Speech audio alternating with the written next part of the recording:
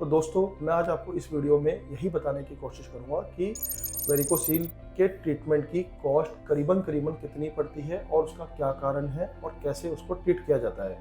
दोस्तों क्या आप जानते हैं हिंदुस्तान में करीबन हर 5 से 7% मेल्स में, पुरुषों में वेरिकोसील की समस्या है और ये मेल इनफर्टिलिटी का एक मुख्य कारण है। जनरली फीमेल को ही इवेल्युएट किया जाता है, मेल को जनरली बहुत लेट इवेल्युएट किया जाता है, लेकिन it is a very common cause of male infertility. तो मेरे पास जितने भी वेरिकोसील से रिगार्डिंग यानी कि आइदर पेन की वजह से, आइदर इनफर्टिलिटी की वजह से, आइदर स्पर्म काउंट के लो होने की वजह से जितने भी मेरे पास रिपोर्ट्स आती है पूरे all over India, out of India, कहीं से भी, तो उनका पहला एक लेवल पर दूसरा तीसरा क्वेश्चन ये होता है कि वेरिकोसील के ट्रीटमेंट की कॉस्ट कितनी है। क्योंकि हर कोई चाह रहा है कि हम वेरिकोसील का ओपन सर्जिकल ट्रीटमेंट नहीं करा के, माइक्रो वेरिसेक्टोमी नहीं करा के हम एम्बुलेशन कराएं, लेकिन उसकी कॉस्ट कितनी है। नमस्कार दोस्तों, मैं हूं डॉक्टर दीपक अग्रवाल। मैं एक वैस्कुलर इंटरवेंशन रेडियोलॉजिस्ट हूं।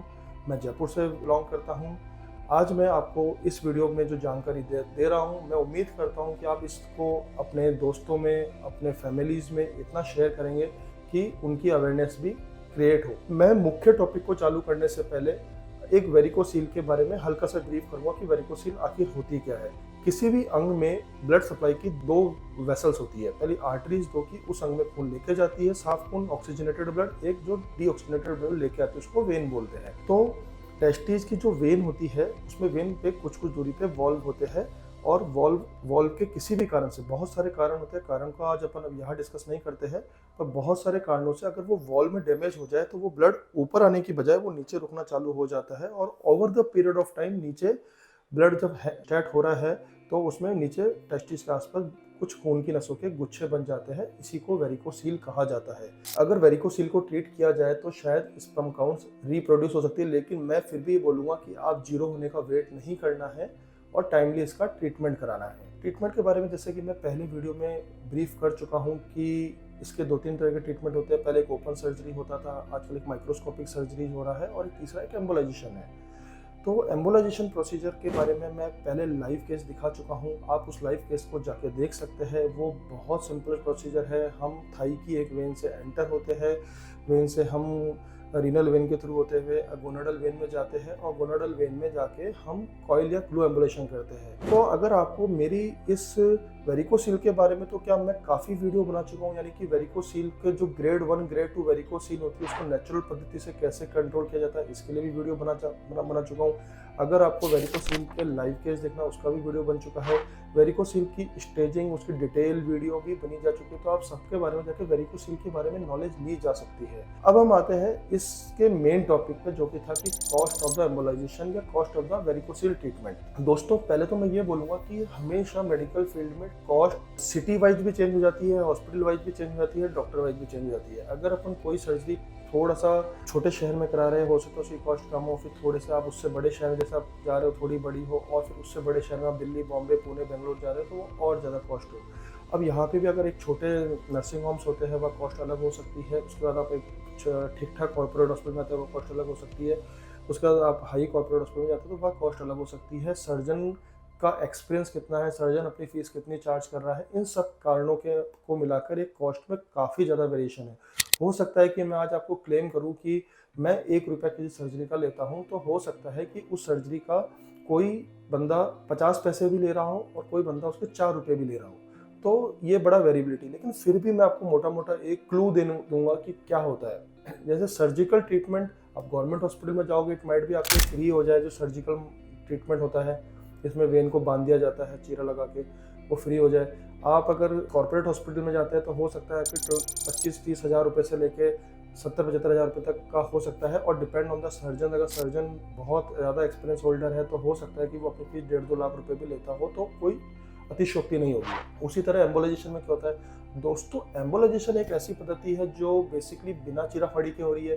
किसी तरह का कट नहीं लग रहा, किसी तरह को सूचना नहीं आ रहा, डे केयर प्रोसीजर, मरीज आया गया, अगले दिन अपने काम पे चला गया। तो ये ब्रांच में जब इतना कुछ है तो ये it is a hardware dependent branch, थोड़ा हार्डवेयर यूज होता है। और अभी हिंदुस्तान में कुछ कंपनी ऐसी आ रही है जो हार्डवेयर प्रोड्यूस कर रही है, अदरवाइज मैक्सिमम हार्डवेयर जो है वो जर्मनी या अमेरिका से बनकर आता है, यूरोपियन कंट्री से बनकर आता है, या बनते नहीं तो थोड़ा सा वो इम्पोर्ट ड्यूटीज़ एंड ऑल लग के वो हार्डवेयर थोड़ा सा कॉस्टली हो जाता है। तो अगर आप मेरा लाइव केस वाला वीडियो देखोगे तो आप देखोगे सबसे पहले मैंने पंचर लेने के बाद एक कैथेटर डाला था। उस कैथेटर के बाद एक माइक्रो कैथेटर से हम बिल्कुल अंदर गोनाडल वेन तक पहुंचे थे और उसके बाद हमने ग्लू डाला था। तो इसमें कॉस्ट कहाँ ऐड होती है, मेन चलिए वो जो गाइडिंग कैथेटर है उसकी कॉस्ट कुछ ज़्यादा नहीं होती, लेकिन माइक्रो कैथेटर की कॉस्ट इंक्लूड होती है। जो ग्लू हम डालते हैं वो पेटेंट है अभी, जो लिपिडॉल होता है वो बहुत मतलब वो भी अपने यहाँ नहीं बनता है, तो वो भी एक इसकी वजह से कॉस्ट एक एड ऑन होती है, प्लस हॉस्पिटल की कहीं ना कहीं कॉस्ट, सर्जन फीस। तो वेरिकोसील एम्बोलाइजेशन की कॉस्ट भी ऑन एन एवरेज 50-60,000 से लेके 1.5 से पौने 2 लाख रुपए तक के बीच में होती है, depend on the hospital, city, surgeon etcetera.